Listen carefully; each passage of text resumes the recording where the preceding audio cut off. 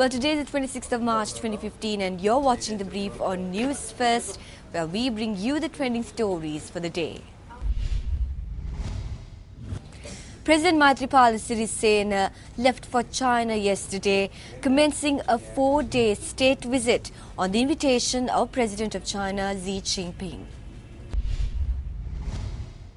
The President, along with many other world leaders, is scheduled to attend the Bao Forum for Asia Annual Conference 2015, which will be held in Bao, Hainan Province from March 26 to the 29th, where President Sirisena will address the summit on the 28th. President Sirisena is to speak to the international community on Sri Lanka's development and economic program. According to the President's media division, during his stay in China, President Maithripala Sirisena is expected to hold bilateral discussions with his Chinese counterpart, as well as the Prime Minister and senior government officials. The Deputy Director General of the Global Cooperation Department of the China Development Bank says that China's interest rates are lower than the bond rates of Sri Lanka. He made this statement subsequent to a question raised in relation to allegations made with regard to China providing high interest loans for several projects here in Sri Lanka.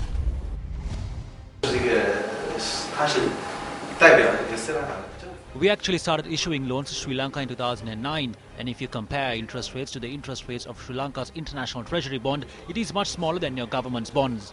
As we can see, it is 7.4% in 2009 and 6 to 6.25% in later years, so our interest rates are lower than the government's bond rates. Loans issued by the Sri Lanka government are based on the agreement risk and as per the need of the Sri Lankan government. The decision strictly follows the loans procedures of Sri Lanka, including the approval of the Cabinet and the Attorney General. I think there should be no difference between the current government and the former government.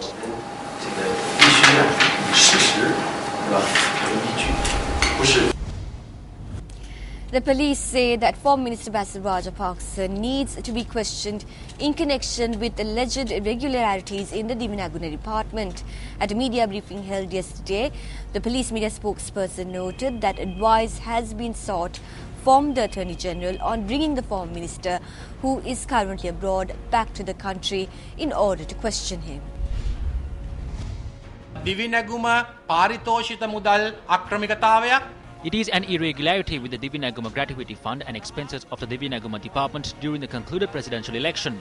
There is an incident where the Divinaguma department spent more than 70 million rupees for a certain convention. Investigations are underway into several such irregularities at the Divinaguma department. The police say motorcyclists will be prohibited from wearing full-face helmets with effect from the 2nd of April. The police know that those who violate this law will be subject to a fine.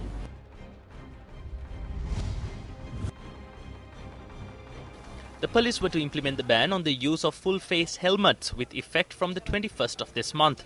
However, Minister of Public Order John Amaratunga said that the implementation of the ban will be temporarily suspended after taking consideration the requests in this regard. However, a decision has been made to enforce the law. And that's a look at the brief for today, but always remember to log on to our website www.Newsfirst.lk or onto our Facebook and YouTube to know more of the very latest from around the world and of course here at home. I'm Katharina Chang for News First.